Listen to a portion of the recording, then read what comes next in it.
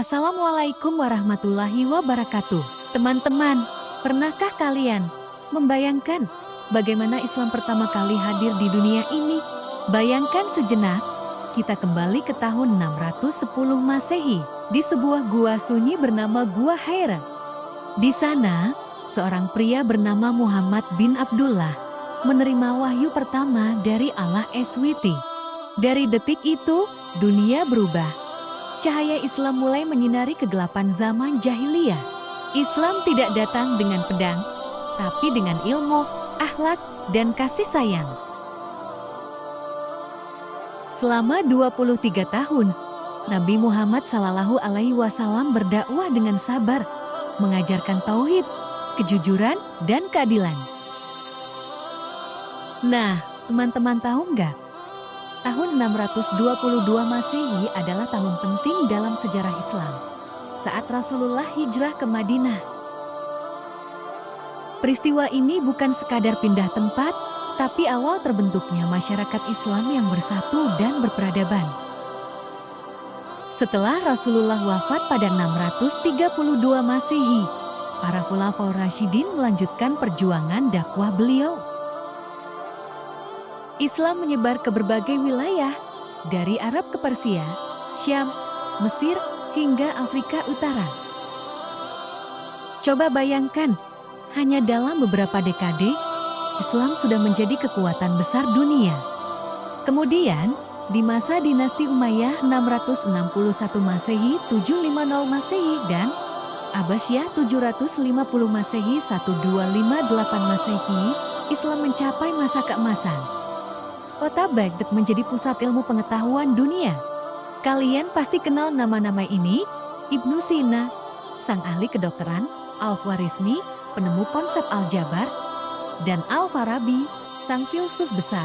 Mereka adalah ilmuwan muslim yang karyanya masih dipelajari sampai hari ini. Luar biasa, Masya Allah. Tapi sejarah nggak selalu indah. Pada tahun 1258 Baghdad diserang Manggel dan peradaban Islam sempat runtuh. Namun, umat Islam tidak menyerah.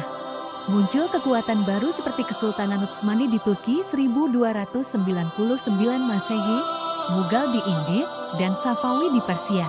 Mereka membuktikan bahwa Islam tetap bertahan, bahkan ketika dunia berubah. Sekarang coba bayangkan masa penjajahan. Banyak negeri Islam, termasuk Indonesia, dijajah oleh bangsa Barat, tapi semangat Islam tetap hidup. Kalian pasti tahu nama-nama seperti KH Ahmad Dahlan dan KH Hashim Asy'ari. Mereka bukan hanya ulama, tapi juga pahlawan yang berjuang dengan ilmu dan iman. Lalu, bagaimana dengan sekarang?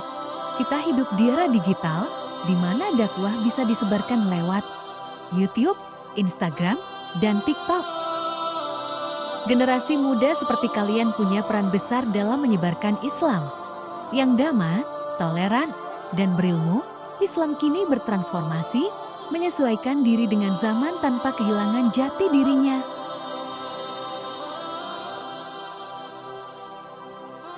Teman-teman, dari 610 Masehi sampai hari ini, Islam telah melalui perjalanan yang sangat panjang, menyebar dengan damai, bertahan dengan iman, dan bertransformasi dengan kebijaksanaan.